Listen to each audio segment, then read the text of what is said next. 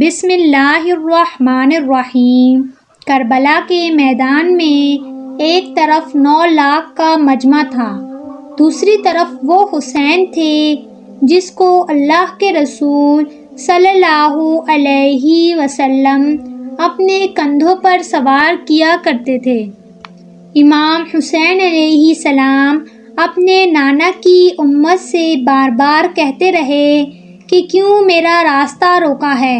اے لوگوں، میں تمہارے نبی کا نواسا ہوں۔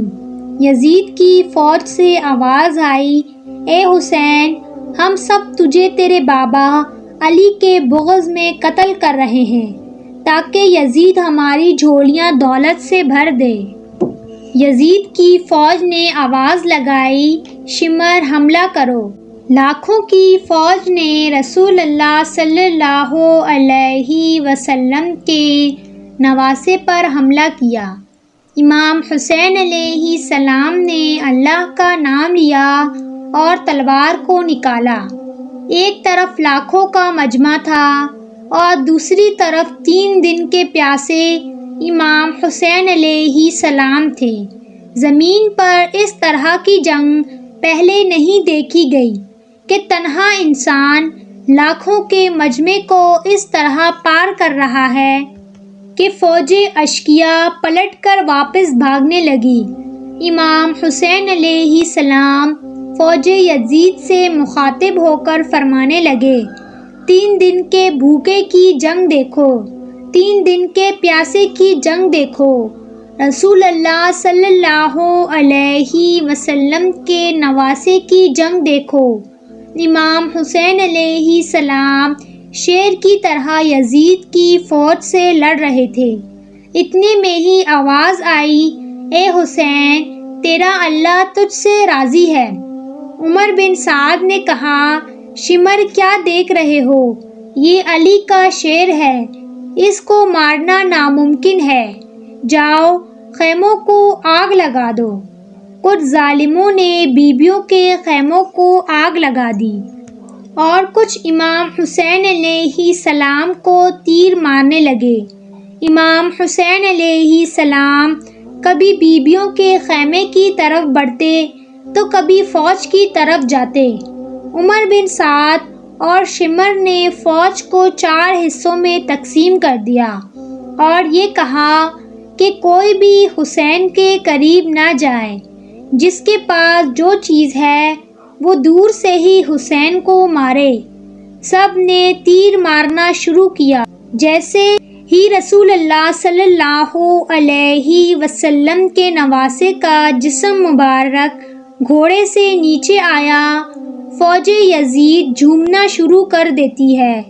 وہ گھوڑا امام حسین علیہ السلام کے ارد گرد گھومنے لگا تاکہ امام حسین علیہ السلام کو تیر نہ لگے۔ امام حسین علیہ السلام نے اپنا سر مبارک زمین پر رکھا اور سجدہ شکر ادا کرنے لگے۔ یزید کے سپاہی امام حسین علیہ السلام کا سر مبارک کاٹنے کے لیے ان کے قریب آنے لگے۔ جو بھی امام حسین علیہ السلام کا سر کاٹنے کے لیے قریب آتا تو اسے رسول اللہ صلی اللہ علیہ وسلم کا چہرہ نظر آتا اور وہ پیچھے ہٹ جاتا۔ شمر نے کہا، یہ کام مجھ سے ہی ہونا ہے۔ جیسے ہی شمر نے خنجر امام حسین علیہ السلام کے گلے پر رکھا تو اس نے دیکھا کہ امام حسین علیہ السلام کے لب ہل رہے ہیں۔ شمر سوچنے لگا کہ ہم نے حسین کے سارے خاندان کو قتل کر دیا، اس کے بچوں کو پیاسا رکھا، شاید حسین ہمیں بددعا دے رہے ہوں گے۔ شمر نے اپنے کان قریب کیے تو سنا کہ امام حسین علیہ السلام اللہ کے دربار میں اللہ کی نعمتوں کا شکر ادا کر رہے ہیں کہ اللہ تیرا شکر ہے کہ تو نے اس عظیم امتحان کے لیے حسین کو چنا۔ اتنے میں ہی امام حسین علیہ السلام نے آنکھیں کھولی اور شمر سے کہا، اے شمر، کیا تو نہیں جانتا کہ میں رسول اللہ صلی اللہ علیہ وسلم کا نواسہ ہوں، جنت کا سردار ہوں؟ شمر نے کہا، ہاں مجھے معلوم ہے۔ امام حسین علیہ السلام نے فرمایا، پھر کیوں قتل کر رہے ہو؟ شمر نے کہا، تاکہ یزید میری جھولیاں دنیاوی دولت سے بھر دے۔ شمر یہ کہتے کہتے امام حسین علیہ السلام کا گلا کاٹتا رہا۔ فوج یزید مسلسل جھومتی رہی۔ امام حسین علیہ السلام کے سر کو قلم کرنے کے بعد سب لوٹ لیا گیا۔